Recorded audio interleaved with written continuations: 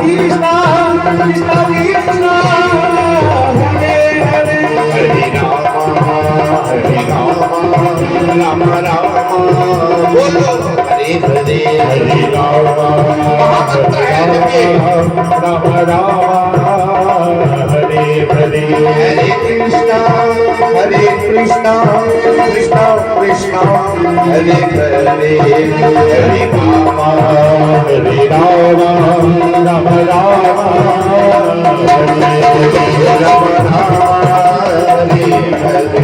राम राम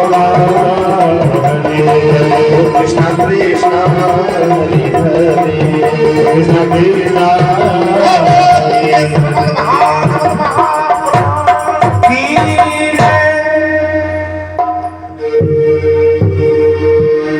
हरे राम राम राम हरे हरे हरे कृष्णा कृष्णा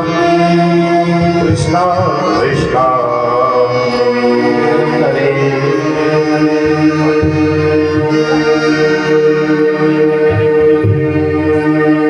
आइए हम समस्त श्रोतालु भक्तजन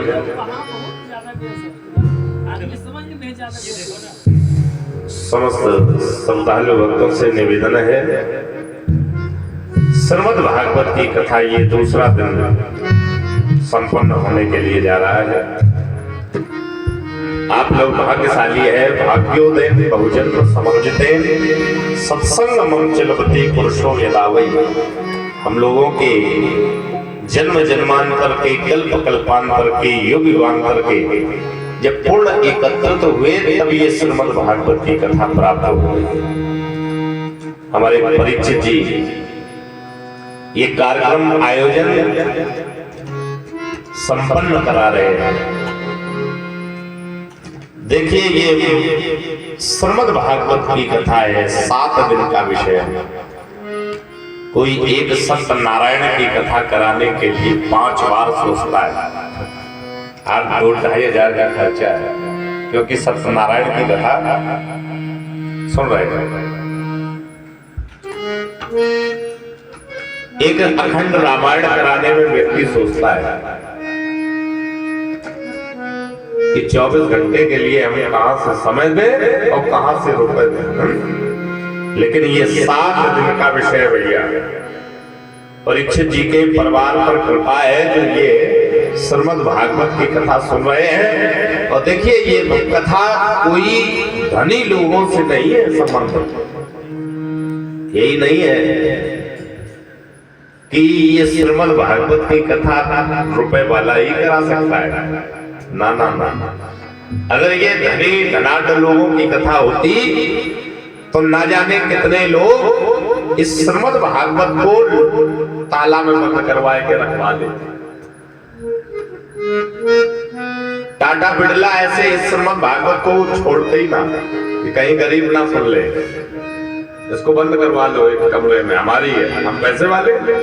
ना ना ना भैया, ये कथा पैसे वालों से संबंध नहीं रखती है। ये कथा गरीब व्यक्ति भी सुन सकता है, ये कथा मध्यम वर्गीय भी सुन सकता है, ये कथा जो बहुत पैसे वाला है वो भी सुन सकता है, तीनों सुन सकते हैं।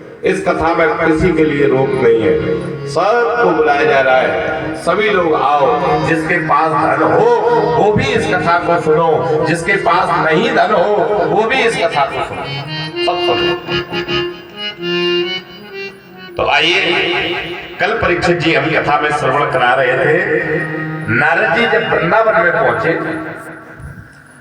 वृंदावन में जब पहुंचे हैं तो देखा जमुना के किनारे एक युवती रो रही है। आज कहने लगी वो युवती, एक देवी रो रही है। नारद जी ने सोचा कि इस देवी से वार्तालाप करके हमें क्या मिलेगा, और संत महात्माओं को वैसे भी स्त्रियों से बात नहीं करनी चाहिए, तो चल दिए। तो देवी ने रोका, ओ साधु क्षणम तिष्ठति, ओ साधु क्षणम तिष्ठति, मपि चिंता मपि नाशये, दर्शनम तब लोकस्य सर्वथा भैरम परम। ए साधु रुक जाइए, मैं रो रही हूँ। अरे संत का हृदय तो रोते हुए व्यक्तियों से पिघल जाता है, और आप मेरे सामने मुख मोड़ के जा रहे हो, रुकिए रुकिए। तो नारद जी रुक गए। देवी से पूछा तुम कौन हो? कहा कि हम भक्ति हैं। क्यों रो रही हो? कहा हम इसलिए रो रही है क्योंकि आपने ये सुना होगा कि पुत्र जवान है और मां वृद्ध है, ये सुना। लेकिन भक्ति कह रही है हम इसलिए रो रही है कि हम तो जवान हैं लेकिन हमारे पुत्र वृद्ध है। बताओ ऐसा कहीं परीक्षित ही होता है?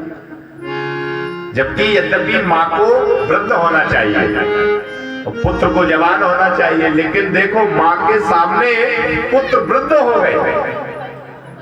माँ को बड़ा चिंता, क्या करें? नारद बाबा कोई उपाय बताओ जिससे मेरे पुत्र ठीक हो जाए। नारद बाबा ने कहा अच्छा तुम्हारे पुत्रों को ठीक करना है तो देखो महाराज, अच्छा तुम्हारा देवी नाम क्या है? कहा अहम भक्ति ऋतिख्याता, मेरा नाम भक्ति है और ये मेरे ज्ञान और वैराग्य पुत्र है। मेरा जन्म कर्नाटक में हुआ, गुजरात में लालन पालन किया गया और मैं महाराज वृद्ध होकर के आ रही थी, तब तक वृंदावन में मैंने प्रवेश किया तो वृंदावन में मैं जवान हो गई और पुत्र मेरे वृद्ध हो गए। अब बताइए नारद बाबा कोई उपाय भैया? काय खड़े हो, बैठ जाओ, कुर्सी डलवाई है प्रधान जी ने, डराए काय रहे वाकस से, आओ डरो नहीं, बैठो। ऐसे लगा जैसे